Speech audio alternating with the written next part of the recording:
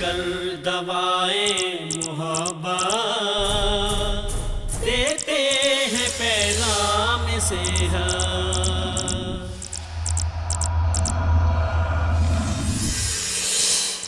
بسم اللہ الرحمن الرحیم۔ السلام علیکم ورحمۃ اللہ وبرکاتہ۔ پیغام ٹیلی ویژن کے پروگرام پیغام صحت کے ساتھ آپ کا میزبان ندیم الرحمان پروگرام میں خوش آمدید کہتا ہے۔ معزز خواتین و حضرات، ہمارے پروگرام کی سیریز غذا اور غذائیت کے حوالے سے جاری ہے، اور آج ہم گفتگو کریں گے ہڈیوں کی مضبوطی اور اس کی غذا کے بارے میں۔ اس کے لیے ہم نے اپنے پروگرام میں مدعو کیا ہے بہت ہی محترم، بہت پیارے ہمارے پروفیسر ڈاکٹر فیصل مسعود صاحب کو، جو کہ ایسوسیٹ پروفیسر ہیں آرتھوپیڈک سرجری میں کنگ ایڈورڈ میڈیکل یونیورسٹی اور میو ہاسپٹل لاہور میں۔ ان کو پروگرام میں خوش آمدید کہتے ہیں اور جانتے ہیں کہ غذا کتنی ضروری ہے مضبوط ہڈیوں کے لیے۔ السلام علیکم۔ وعلیکم السلام۔ ڈاکٹر صاحب کیا حال ہے آپ کا؟ اللہ کا شکر ہے سر۔ سب سے پہلے تو آپ کا بہت شکریہ، آپ نے بہت قیمتی وقت میں سے آپ نے وقت نکالا اور ہمارے پاس تشریف لائے۔ ڈاکٹر صاحب، میں نے جیسے ذکر کیا، مضبوط ہڈیاں جو ہیں انسان کو مضبوط بنانے میں اپنا کردار ادا کرتی ہیں، تو سب سے پہلے آپ ہمیں یہ بتائیے کہ ہڈیوں کی مضبوطی کے لیے غذا کا کیا کردار ہے؟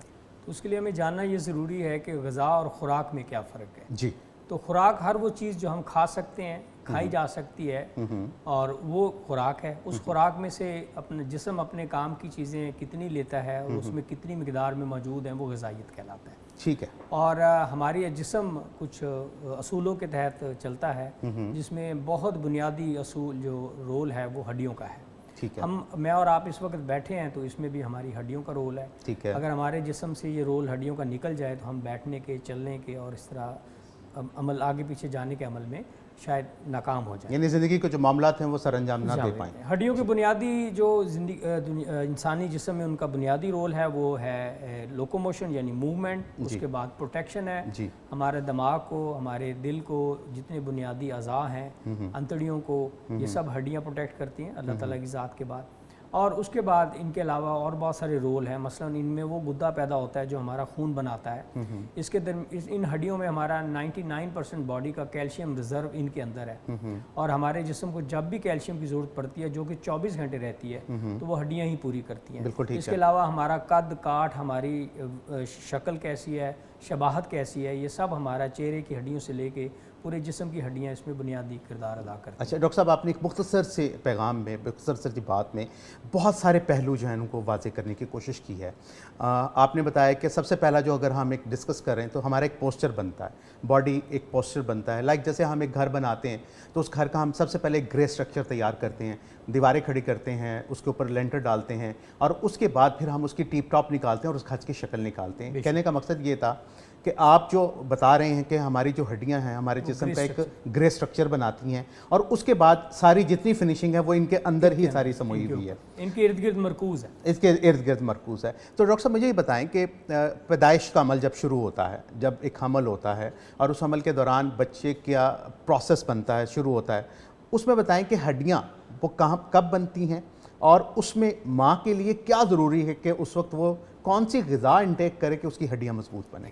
سب سے پہلے تو یہی ہے کہ جیسے ہم سب اپنی ماں کے رحم میں پیدا ہوئے، یہ عمل شروع ہوا، تو یہ تقریباً جو ہڈیوں کا پروسیس ہے وہ تیسرے ماہ کے بعد شروع ہوتا ہے، اور سب سے پہلے کارٹلیج جسے نرم ہڈی کہتے ہیں وہ وجود میں آتی ہے اللہ تعالیٰ کے حکم کے تحت۔ اس دوران ماں کے جسم میں کیلشیم کی مقدار جو کہ بچے کے لیے بہت ضروری ہے، اس کا عام مقدار سے تقریباً دگنا ہونا بہت ضروری ہے۔ یعنی اگر ہمیں ایک عام بندے کو 1 گرام کیلشیم چاہیے روز، تو ماں کو جو جس کے پاس حمل ہے اس کو تقریباً 2 سے 2.5 گرام کیلشیم کی روزانہ ضرورت ہوتی ہے۔ تو وہ تمام غذائی اجناس جن میں کیلشیم کی وافر مقدار موجود ہے وہ ماؤں کو اس عمل کے دوران، اس پیریڈ کے دوران وافر مقدار میں لینی چاہیے۔ بنیادی طور پہ یہ کام ان کی جو لیڈی ڈاکٹرز ہیں، گائناکالوجسٹ کا ہے، ان کا ہے، تاہم ہم اس پروگرام کے توسط سے بھی یہ پیغام دے سکتے ہیں کہ یہ بہت ضروری عمل ہے کہ بچے کی نشو و نما اور ساری زندگی کا جو دار و مدار ہے اس وقت کی ہڈیوں کی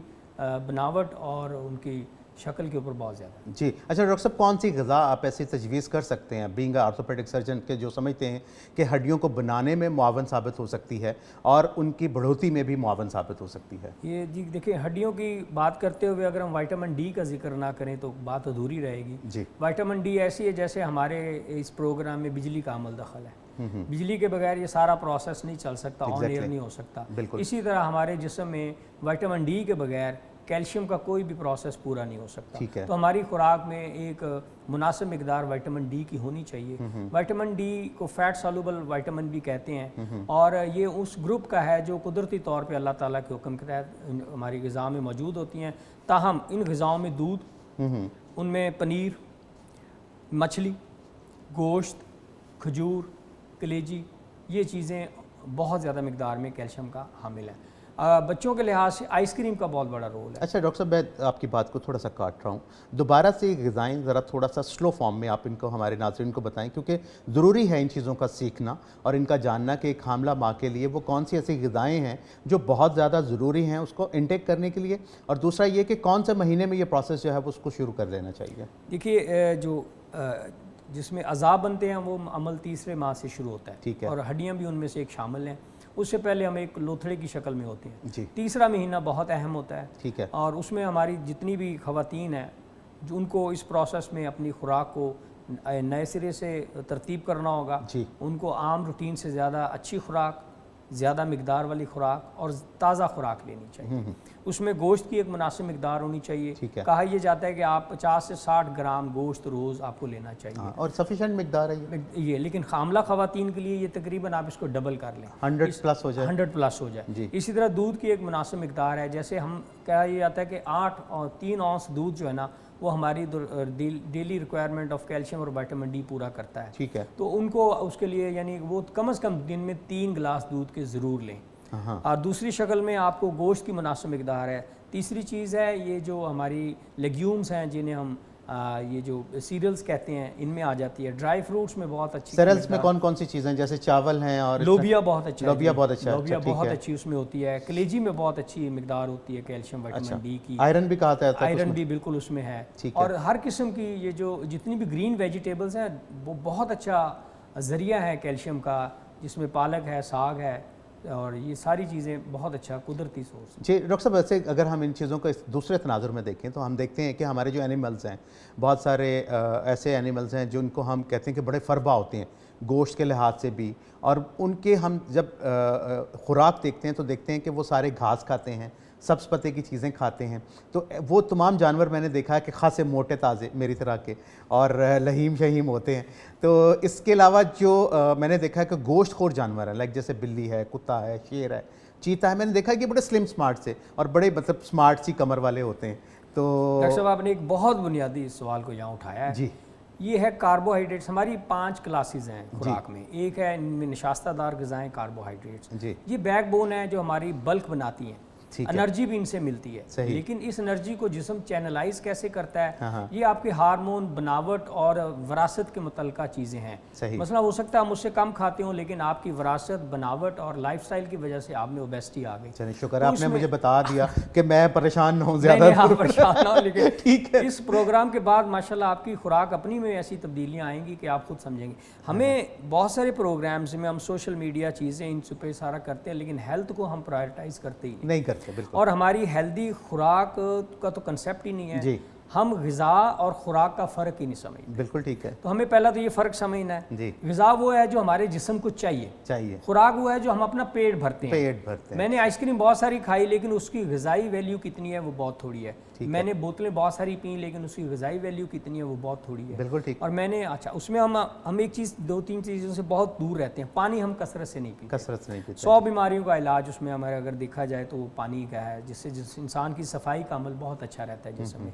इसके बाद हम अब आहिस्ता आहिस्ता सैलड से, सब्जियों से दूर होते जा रहे हैं। हम ओवरऑल गोश्त खोर सोसाइटी होते जा रहे हैं। अच्छा, गोश्त मोटापा नहीं करता। मोटापा कार्बोहाइड्रेट्स या नशास्ता करते हैं। फिर इनका आपने बैलेंस रखना है। सही। अगर आप में टेंडेंसी नहीं है तो आप कुछ भी खाइए अपनी ज़रूरत और भूख के मुताबिक। सही। लेकिन अगर आप में मोटापे की, फरबा होने की सलाहियत मौजूद है ख़ानदानी तौर पे, तो फिर आप अपने कार्बोहाइड्रेट्स या निशास्तदार ग़िज़ाएँ उनको कम कर दें। लाइक जैसे गंदम है, और गंदम है, चावल है, आलू है, जूस है। मैं मरीज़ को ये कहता हूँ कि 4 चीज़ें आपने, 5वीं बेकरी प्रोडक्ट्स, इनका आप अमल कम कर दें। सही। और एक सुन्नत है कि हम हाथ रोक लें, पूरी भूख मिटाने से पहले हाथ रोक लें। एक बहुत अच्छी आदत है जो हमारे नबी पाक ने हमें दी कि वो हमेशा खाने से पहले मीठा तनावल फरमाते थे। आपको पता है जो हमारी भूख का सेंटर है वो डायरेक्ट हमारे मीठे से मुतासर होता है, اور جو تھوڑا ہم شکر یا گڑ کی شکل میں میٹھا لے لیں تو وہ ہماری بھوک کی شدت کو کم کر دیتا ہے صحیح، اور اس سے ہم کم تناول فرماتے ہیں.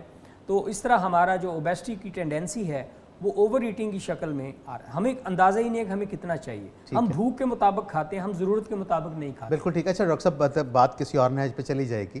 ابھی ہم فوکس کرتے ہیں اسی بات کو کہ ماں کے لیے تیسرے مہینے سے وہ غذائیں جو آپ نے تجویز کی ہیں کہ استعمال کرنی چاہیے, جہاں پر اس کے دوسرے اعضاء بلڈ کر رہے ہیں وہاں پر اس کی ہڈیاں بھی بن رہی ہیں, جہاں پر اس کے وٹامن ڈی چاہیے اور کیلشیم کی مقدار اسے ایک مناسب مقدار میں چاہیے, تو اس کے لیے آپ نے سجیسٹ کیا ہے کہ وہ دودھ کا استعمال کرے اور مختلف جو غذائیں آپ نے تجویز کی ہیں وہ لیں. اچھا, اس کے بعد جب اس کی گروتھ ہو رہی ہوتی ہے, بچہ چل رہا ہوتا ہے, اس میں سیکنڈ ٹرائیمسٹر آتا ہے, پھر تھرڈ ٹرائیمسٹر آتا ہے, تو یہ کیا یہ غذا تسلسل کے ساتھ پورے اس کے پروسیس کے لیے ہے یا اس کے درمیان میں مزید کسی چیزوں کا ایڈیشن ہو سکتا ہے؟ دیکھیں, انسانی طور پہ ہم بعض دفعہ اپنی پوری غذائی ضروریات کو صرف غذا سے پورا نہیں کرتے. جی, پریگننسی ایک خاص عمل ہے اور انسانی ارتقاء میں اس کا بہت بڑا رول ہے. تو اس دوران ہم پھر کچھ چیزوں کو میڈیسن سے ایڈ کر دیتے ہیں. مثلا ہر حاملہ خواتین کو اس کی لیڈی ڈاکٹر یا گائناکالوجسٹ کیلشیم کی گولیاں ضرور دے گی, آئرن کی گولیاں ضرور دے گی, کیونکہ ہم اکثر اپنے مالی مسائل کی وجہ سے یا غذائی مسائل کی وجہ سے وہ تمام ضرورتیں خوراک سے پوری کر نہیں پاتے. تو انہیں کہتے ہیں فورٹیفیکیشن. تو آپ ان میں اسپیشل فوڈز لے لیں, ایسی چیزیں اویلیبل ہیں جو ان میں رچ ہوتی ہیں, جیسے آپ کچھ خاص دودھ آتے ہیں, ٹھیک ہے, انشور پاؤڈر, یہ ایسی چیزیں ہیں جو کمرشلی اویلیبل ہیں, آپ ان کا استعمال کثرت سے کر سکتے ہیں. آپ اپنی خوراک میں اگر بڑھوتری نہیں کر سکتے تو پھر آپ گولیوں کی شکل میں, ایڈڈ وائٹامنس کی شکل میں انہیں لے سکتے ہیں. جیسے بہت ساری خواتین کو کیلشیم کی دوائیوں سے یا ساشوں سے بہت فائدہ ہوتا ہے. صحیح. اچھا ڈاکٹر صاحب, آپ کیا سمجھتے ہیں کہ جیسے خاتون کو اگر ان چیزوں کی ڈیفیشنسی نہیں ہے, خوراک بھی وہ پراپر لے رہی ہے, اس کے باوجود وہ ان میڈیسنز پر آ سکتی ہے؟ نہیں, اگر ہم اپنی خوراک سے, ہاضمے سے اور اپنی روزمرہ کی ضرورتوں کو پورا کرنے میں کامیاب ہوتے ہیں تو قدرت نے ہمیں ایک مکمل پیدا کیا ہے بنی نوع انسان کے تحت. تو اگر ہم یہ سب کچھ اپنی خوراک سے پوری کر لیں تو پھر آپ کو ایڈیشنل کسی چیز کی ضرورت نہیں ہوتی. ٹھیک. اچھا ڈاکٹر صاحب, پیدائش کا عمل ہو جاتا ہے, بچے کی پیدائش ہو جاتی, اور میں نے بہت سارے ریسز میں, بہت سارے لوگوں کے اندر, بہت ساری ڈفرینٹ کمیونٹیز کو میں نے آبزرو کیا ہے. میں نے دیکھا کہ جو ہمارے خیبر پختونخوا کے لوگ ہیں, ان کے یہاں جب بچوں کی پیدائش ہوتی ہے تو میں عام طور پر دیکھا میں نے ان کو کہ وہ بچوں کو ریپ کر دیتے ہیں. وہ بالکل اس کو بالکل ایسے بازو سیدھے باندھ کر, ٹانگیں سیدھی کر کے, تو وہ ان کو ریپنگ کر دیتے ہیں. تو کیا یہ جو پروسیس ہیں, یہ جو چیزیں ہیں, یہ ہڈیوں کو سیدھا کرنے میں, ان کو بیلنس رکھنے میں یا جسم کے پوسچر کو بہترین بنانے میں اپنا کردار ادا کرتے ہیں؟ ایک تو یہ کہ بچوں کی جو گروتھ ہے اس میں حرکت کا, موومنٹ کا, ایکسرسائز کا بہت رول ہے, اور یہ ہماری ساری زندگی تک رہتا ہے. جی. کچھ حد تک کہ جیسے آپ رات کو سوتے وقت اگر باندھ دیں تو وہ کوئی آکورڈ یا آڈ پوزیشن میں نہ سوئے, اس سے پریونشن ہو سکتی ہے. صحیح. ادروائز یہ نارمل جو زندگی کی ریکوائرمنٹ ہے وہ ہے حرکت میں برکت ہے. تو movement is required for body. بچے گرو کرتے ہیں بائی موومنٹس. یہ شرارتیں یہ اسی کا حصہ ہے جو اللہ تعالیٰ نے ڈالی ہوتی ہیں, اینڈ اسی طرح وہ سیکھتے ہیں, اسی طرح بڑھوتی کا عمل ہوتا ہے. تو سائنٹیفکلی یہ پروون چیز نہیں ہے, تاہم آپ اپنی روایت کے تحت تو باندھ دیں. جیسے کچھ لوگ سر پہ ایک سخت چیز باندھ دیتے ہیں, تو لیکن ایونچولی تو جو برین کی گروتھ ہے اس سے رک جاتی ہے. تو گروتھ کے لیے موومنٹ یا حرکت کا, کھیل کود کا, نشو و نما کا بہت ضروری عمل ہے, اور میرا خیال میں اس میں کچھ سائنٹیفک رول ہے. ڈاکٹر صاحب بہت شکریہ, لیکن اس سوال کو مزید آگے بڑھاتے ہیں. معزز خواتین و حضرات, یہاں پر وقت ہوا ایک مختصر سے وقفے کا, حاضر ہوتے ہیں اس وقفے کے بعد. کر دوائیں محبت دیتے ہیں پیغام صحت, کر دوائیں محبت دیتے ہیں پیغام صحت. Welcome back. معزز خواتین و حضرات, ہڈیوں کی نشو و نما اور ان کی غذا کے بارے میں گفتگو پروگرام میں جاری و ساری ہے. ڈاکٹر صاحب سے مزید کچھ جانتے ہیں. ڈاکٹر صاحب, ابھی بات ہو رہی تھی تو بعض خواتین کیا کرتی ہیں کہ پیدائش کے فوراً بعد بچوں کی ہڈیاں بنانے میں, یعنی ان کے پوسچر کو بہتر کرنے میں اپنا رول ادا کرنا شروع کر دیتی ہیں. کچھ بڑی دادیاں, نانیاں وہ چھوٹا سا ایک پوٹلی بناتی ہیں جس میں ریت بھری ہوئی ہوتی ہے, ایک تکیہ بنا کے وہ اس کا سر ٹکا دیتی ہیں کہ پیچھے سے سر جو ہے وہ خوبصورت بن جائے, سائڈ پہ نہیں لیٹنا, ایسے نہیں کرنا, ویسے نہیں کرنا. اس سارے عمل جو ہیں آپ کیا سمجھتے ہیں کہ کیا واقعی ہماری ہڈیوں کی نشو و نما میں اپنا کردار ادا کرتے ہیں؟ یہ بہت ضروری چیزیں ہیں, کیونکہ جو ہماری بچوں کی ہڈیاں ہوتی ہیں وہ بہت نرم ہوتی ہیں, सॉफ्ट बोन्स कहते हैं उन्हें, विच इज़ एक्चुअली कार्टिलेज, जी। और वो जितना एक्सटर्नल बैरूनी दबाव होगा उसके मुताबिक अपनी शक्ल बना लेते हैं। ठीक है। हड्डियों में हमारे थ्रू आउट एक अमल होता है जिसे रीमॉडलिंग कहते हैं, कि हड्डी बैरूनी प्रेशर के तहत, बैरूनी दबाव के तहत अपनी शक्ल को बनाती, बिगाड़ती है, ख़राब करती है। ठीक है। इसी से हमारी लंबाई, चौड़ाई और इसका जो है ना तयन होता है। तो बच्चों के उस दौर में शुरू के 3 से 6 माह के दौरान इस सर की बनावट को, जिस्म की बनावट के अमल को बैरूनी फोर्सेस, जो कि जैसे बिस्तर कैसा होना चाहिए, सख्त जगह लेटाना चाहिए, कहीं सर की शक्ल बनाने में, इन चीज़ों का बहुत बुनियादी किरदार है। और इसको हाँ, अगर आप चाहें तो किसी पीडियाट्रिशियन या किसी बुनियादी डॉक्टर की मदद ले सकते हैं जो कि आपको अच्छा गाइड कर दे। और मैं एक और चीज़ कहता होता हूँ कि इल्म और दानिश में यही फ़र्क है। दानिश जो है ना वो आपको वक़्त सिखाता है, इल्म किताबें सिखाती हैं। हमारी वालदाएँ पुरानी दौर की जो हैं उनमें दानिशमंदी बहुत थी, बहुत ज़्यादा। तो उनको मतलब अगर बच्चे को अगर गैस हुई है तो वो उल्टा लिटा देती थी, जो कि आजकल की माओं में ये थोड़ी सी कमी है और वो हर बात पे डॉक्टर के पास भागती हैं। सही है। अच्छा डॉक्टर साहब, पोस्चर्स के हवाले से बातचीत हो रही थी, तो हड्डियों के आपने कहा कि नशो-नुमा में ये किरदार अदा करती हैं ये चीज़ें, उनका मतलब दबाव डालना या कुछ ऐसा करना। ऐसी फैमिलीज़ जिनके यहाँ बच्चों के मतलब फैमिलीज़ के कद छोटे हैं, वो चाहते हैं कि उनके बच्चों के कद बड़े हो जाएं, तो क्या इस एज में बच्चों को खींचना, बच्चों को किसी पोस्चर का बनाने के लिए उनको स्ट्रेच देना, क्या ये पॉसिबिलिटी है कि हम इस एज पे उनकी हड्डियों की नशोनुमा के लिए अपना किरदार? एक तो जब तक आप किसी चीज़ को पैमाइश के बगैर करेंगे तो वो उसमें गलती के इम्कानात बहुत हैं। ठीक है। तो ये प्रैक्टिकली पॉसिबल नहीं है कि हम बच्चों को किसी चीज़ में लटका दें। हाँ, खेल कूद के ज़रिए जैसे लटकना, वो बहुत यूज़फुल चीज़ हो सकती है क्योंकि उसमें लॉन्गिट्यूडनल ट्रैक्शन आती है। आपकी खेल कूद बुनियादी चीज़ है, मुतवाज़न ग़िज़ा बुनियादी चीज़ है, और उसके बाद वरासत है। मैं लोगों से कहता हूँ कि आम के दरख्त को अमरूद और अमरूद के दरख्त को आम नहीं लग सकते। तो जो माँ बाप का कद है वो तयन करता है बच्चे के कद को, आप उससे आगे नहीं जा सकते। सही। आप कम रह सकते हैं, उस कमी को पूरे करने के लिए अपनी खुराक को बैलेंस रखिए। जैसे मैंने बताया, हमारे बच्चों की खुराक में कुछ तब्दीलियाँ आ गई। पहले हम घर की पकी हुई चीज़ें खाते थे जिनमें ग़िज़ाई अमल ज़्यादा होता था और जो हमारा कह लें कि लज़्ज़त का अमल कम होता था। अब हम लज़्ज़त के अमल से ज़्यादा रोशना है, मसलन हम नूडल्स खाते हैं।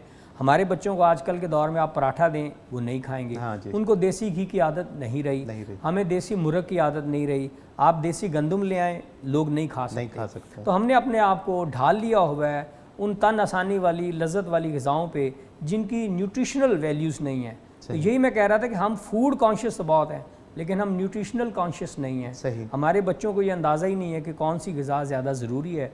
यहीं से हैबिट्स बनती हैं। मसलन हम बहुत ज़्यादा चले गए हैं ये आर्टिफिशियल ड्रिंक्स पे, जिन्हें हम सॉफ्ट ड्रिंक्स कहते हैं। मैं तो इन्हें कहूँगा they are not soft drinks, they are actually hard drinks. बच्चों के लिए वो हार्ड ड्रिंक्स हैं। ये कोलाज एंड जितने भी ड्रिंक्स हैं इन्हें मैं कहता हूँ कैल्शियम रॉबर्स।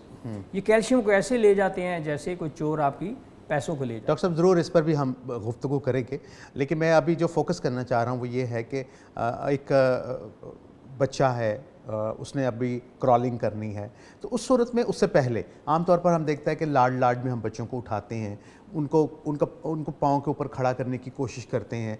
तो क्या ये चीज़ें उनके पोस्चर को डैमेज करने में अपना किरदार अदा करती हैं, या जैसे मर्ज़ी आप बच्चों को खिलाएं? और बच्चों में इतनी लचक होती है कि आप अगर इंसानी हदूद व क़यूद के आगे ना जाएं तो वो इसमें कोई स्ट्रेस या ऐसा कोई मनफी असर नहीं है। सही। मसलन जैसे बहुत ज़्यादा कोई झटका वो हमें और आपको भी लगे तो हमारी एक लिमिट है, तो बच्चों ज़रा नाजुक होते हैं, मतलब एक बुनियादी बुलंदी से नीचे ना उन्हें जाने दें। और बच्चों के लिहाज से एक चीज़ मैं कहूँगा कि उनको हमेशा फ़र्श पे रखें क्योंकि उनके गिरने के इम्कानात बहुत होते हैं। ठीक है। और कुछ चीज़ें हैं जो माएँ हमसे बखूबी जानती हैं कि जैसे शू प्लाग्स हैं उनको कवर रखें ताकि बच्चों को कोई डैमेज ना आए, लेकिन इसके अलावा उन्हें खेल कूद में पूरा मौका दें।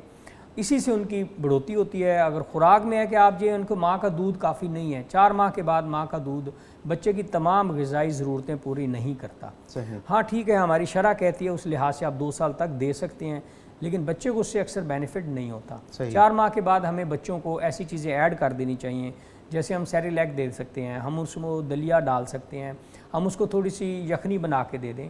और कुछ लोग अक्सर फल मैश करके 4 से 6 माह के बाद वो ऐड कर दें। बच्चे का टेस्ट डेवलप करें और कोशिश करें कि इस दौर में वो आर्टिफिशियल चीज़ों पे ना लगे। कुदरती चीज़ें जो कुकड करके हमारे घरों में बासानी पकाई जा सकती हैं उसकी लज्जत से उसे रोशनास करवाएं, क्योंकि ये टेस्ट फिर सारी उम्र चलता है। ठीक है। अच्छा डॉक्टर साहब, पोस्चर में रीढ़ की हड्डी का क्या किरदार है?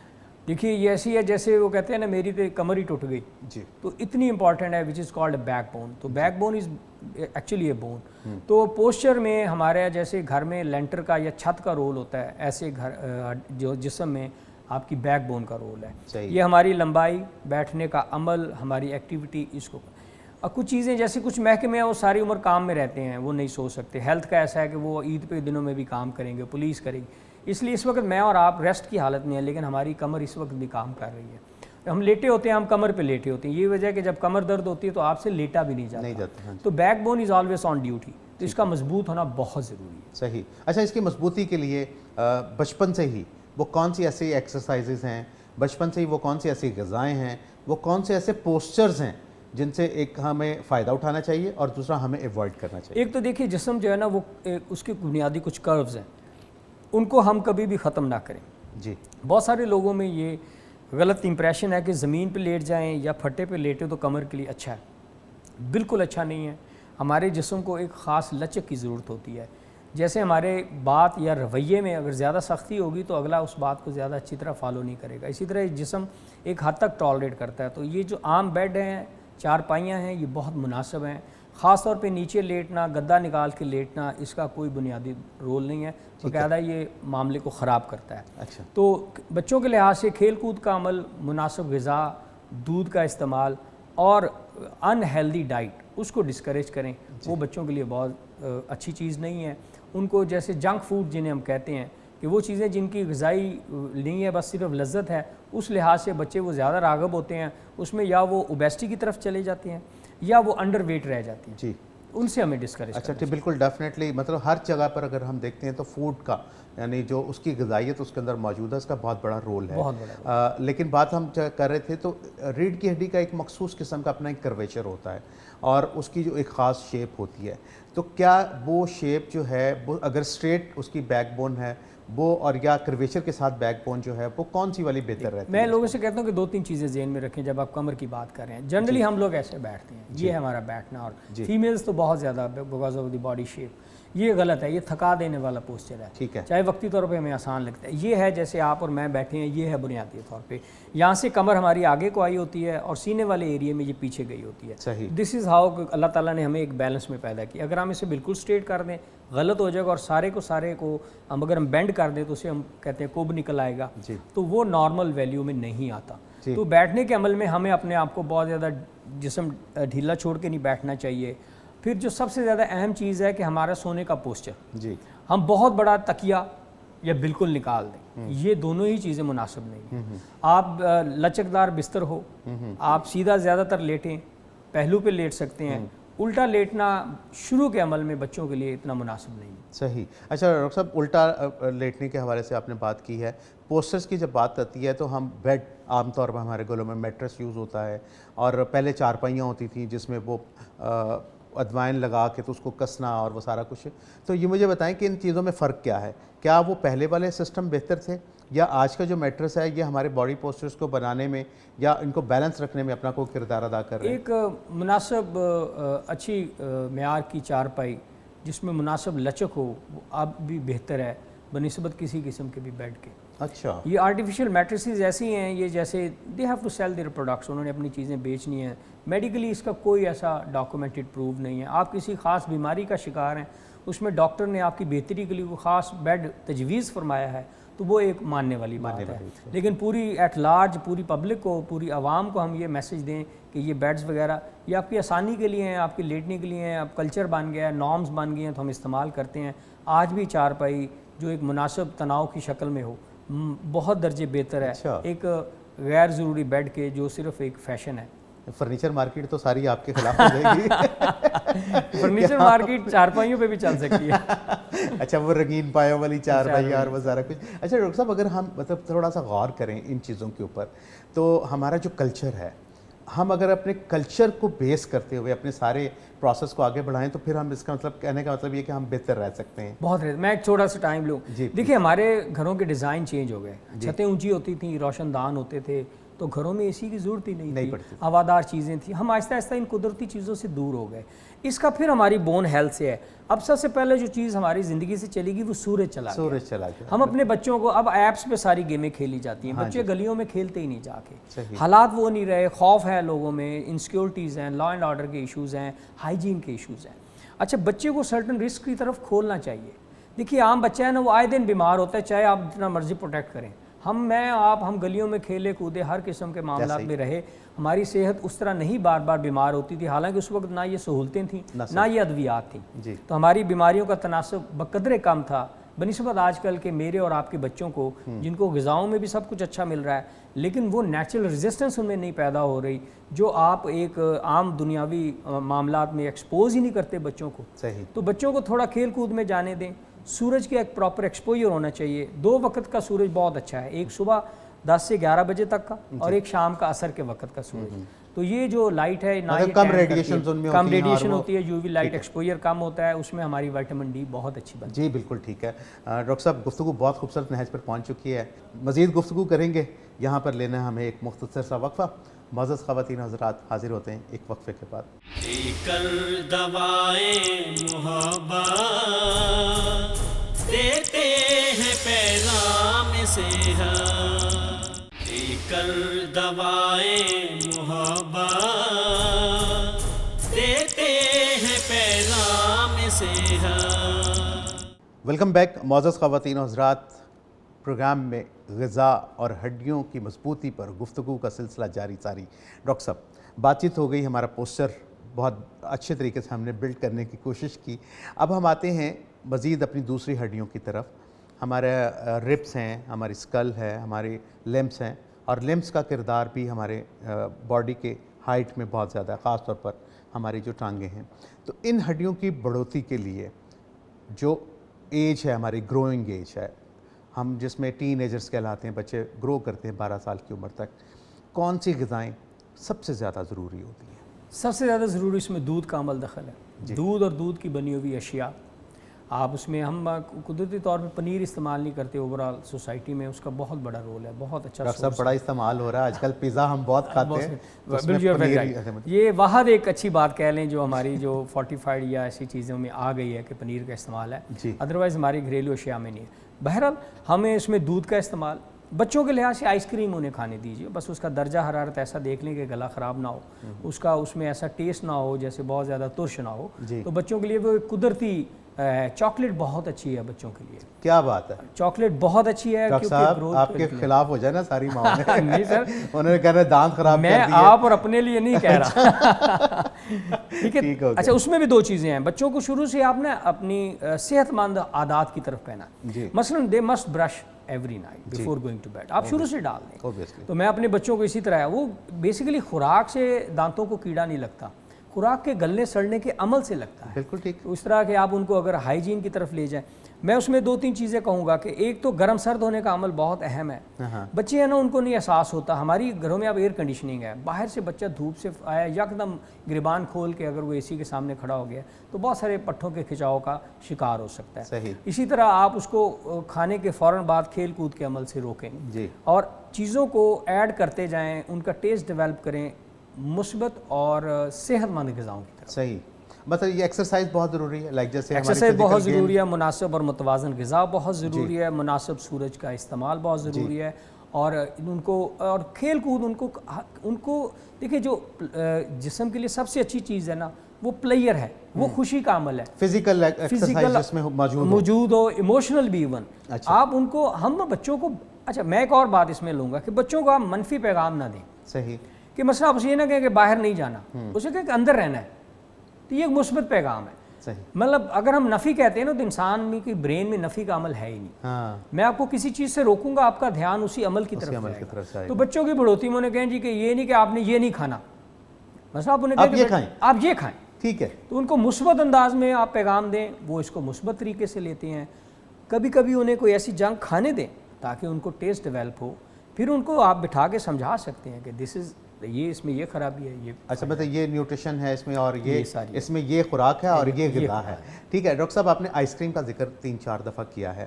مارکیٹ میں ہمارے ہاں بڑے ڈیزرٹس اویلیبل ہیں اور ان کے اوپر باقاعدہ گورنمنٹ آف پاکستان اور ہائی کورٹ کے حکم کے مطابق لکھ دیا گیا کہ یہ فروزن ڈیزرٹس ہیں، یہ آئس کریم نہیں ہے. اس حوالے سے ذرا ناظرین کو تھوڑا سا آپ بھی ڈیفائن کریں کہ وہ کون سے ایسے چیزیں ہیں جن کو فروزن ڈیزرٹس کہا گیا، اور آئس کریم جو ہے بیسیکلی کون سی چیز ہوتی ہے جس کے لیے آپ کی ریکمنڈیشن؟ دیکھیں یہ نام ہی بتا رہا ہے آئس کریم کو لے کے اس کو آئسڈ کر دیا گیا ہے. ہمارے ہاں جو گھروں میں آئس کریم پہلے بنتی تھی ہینڈ میڈ انہیں کہتے تھے، اس میں باقاعدہ دودھ کا استعمال ہوتا تھا. تو اس میں اگر ہمارے حفظان صحت کے اصولوں کو ایک طرف رکھا جائے تو وہ بہت اچھا سورس ہے، اور ابھی بھی شہروں میں مختلف جگہوں پہ وہ ہینڈ میڈ آئس کریمز مل جاتی ہیں جو گھر کے دودھ سے تیار ہوئی ہوتی ہیں. صحیح. دودھ کا سورس بڑا میٹر کرتا ہے. صحیح. ہمارے ہاں جو کیلشیم کی بنیادی خرابی اس کی 3 وجہ ہیں. سورج کا کم استعمال، دوسرا دودھ سے دوری. دودھ سے دوری 2 وجہوں سے آئی. ایک کوالٹی آف دودھ، مطلب ہمیں اچھی قسم کا دودھ میں اور آپ شاید بڑی مشکل سے ڈھونڈیں کہ جس میں کیمیکلز نہ ہوں، وہ ہو بھی سورس نیچرل لیکن اس کو انجیکشنز لگا کے حاصل نہ کیا گیا ہو. اچھا اس کے بعد کیمیکلز، مطلب جلتی پہ تیل کا کام کیمیکل والا ملک آ گیا. مطلب اس میں یہ ہوتا ہے کہ عام طور پر دودھ کو محفوظ کرنے کے لیے کیمیکل پریزرویٹو میں کیمیکلز، اور کیمیکل ڈریون فوڈ ہے، ملک ہے وہ بنا ہی کیمیکل سے ہوا ہے. صحیح. تو وہ مکسچر ہے، اس میں سویا اور ڈرائی ملک ڈال کے آئل، وہ کمپوزیشن ساری پوری کرتے ہیں لیکن اس کی پی ایچ وہ نہیں ہوتی، اس کی غذائی ویلیو وہ نہیں ہوتی. اور جو اللہ تعالیٰ کا پیدا کردہ سسٹم کے تحت ایک چیز بنتی ہے وہ مشین اس کو نہیں بنا سکتی. ڈاکٹر صاحب مجھے بتائیں کہ کیا فرق ہے ایک ڈبے کے دودھ کا اور ایک نیچرل دودھ کا؟ دیکھیے نیچرل دودھ تو اس جیسی کوئی چیز ہی نہیں ہے. اس کا نارمل پی ایچ، اور وہ خاص طور پہ اگر فریش پیا جائے، ہم تو اسے جب فریج میں بھی رکھتے ہیں یا بار بار بوائل کرتے ہیں تو بھی اس کی نیوٹریشنل ویلیو افیکٹ ہوتی ہے. پھر اس میں ہم اور چیزیں ایڈ کر دیتے ہیں. مثلا ملک شیک آپ لیتے ہیں بہت اچھی بات ہے، لیکن اگر آپ ملک شیک میں چینی ڈال رہے ہیں اور آپ کو پھر اس میں اوبیسٹی کی ٹینڈنسی آ جاتی ہے. اور اسی طرح دودھ سوڈا کا میں کہوں گا کہ بہت زیادہ استعمال کیا جاتا ہے. یہ ایسے جیسے یہ ایسے جیسے اس اسٹوڈیو میں اے سی بھی چلا دیں، ہیٹر بھی، تو آپ کی بجلی تو بہت زیادہ استعمال ہوگی لیکن آپ کو آؤٹ پٹ کوئی نہیں ملے گا. تو وہ جو ڈرنکس ہے نا وہ کیلشیم کو ساتھ لے کے آپ کے انٹسٹائن سے نکل جاتے ہیں. تو آپ ان کو سیپریٹلی یوز کریں، کبھی بھی ہمیشہ کمبائنڈ یوز نہ. مطلب یعنی کہ دودھ سوڈا جو ہے مطلب ایوائڈ کیا جاتا ہے، حالانکہ غذائی لحاظ سے اس کی کوئی اہمیت نہیں ہے. خوراک کے طور پہ آپ خوراک کے طور پر یا ٹیسٹ کے طور پر آپ نے لینا تو وہ آپ ضرور لیں. تو مطلب آپ منع کر رہے ہیں کہ دودھ سوڈا جو ہے دہی کا استعمال بہت زیادہ ہمیں کرنا چاہیے. ایک تو بچوں کے بیکٹیریا میں لیکٹوجن انٹالرنس ہوتی ہے، انہیں دودھ انٹالرنٹ آ جاتی ہے، دہی اس کی انٹالرنس کو ختم کرتا ہے. اچھا صحیح. مطلب دہی کا استعمال ہڈیوں کے معاملات کے لیے بہت اچھا ہے. بہت اچھا. اور جو گروئنگ ایج میں بچے ہیں ان کے لیے کتنی مقدار میں دہی روزانہ لینا بہت مناسب ہوتا ہے؟ دیکھیے ہماری خوراک میں تقریباً 50-60% جو ہے نا وہ کاربوہائیڈریٹ یا نشاستہ ہونا چاہیے.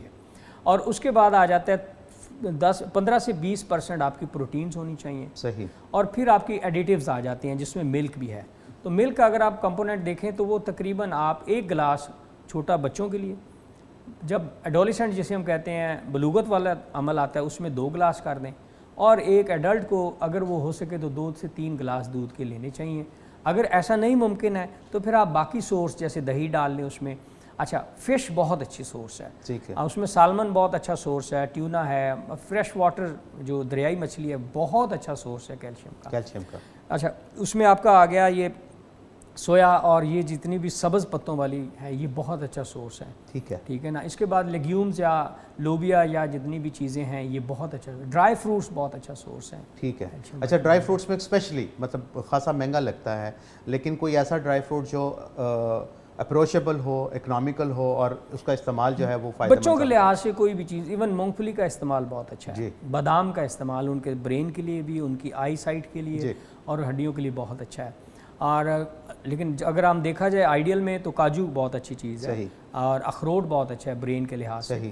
لیکن آپ اگر لو بجٹ میں بات کریں تو بادام ایک بہت اچھی آپشن ہے.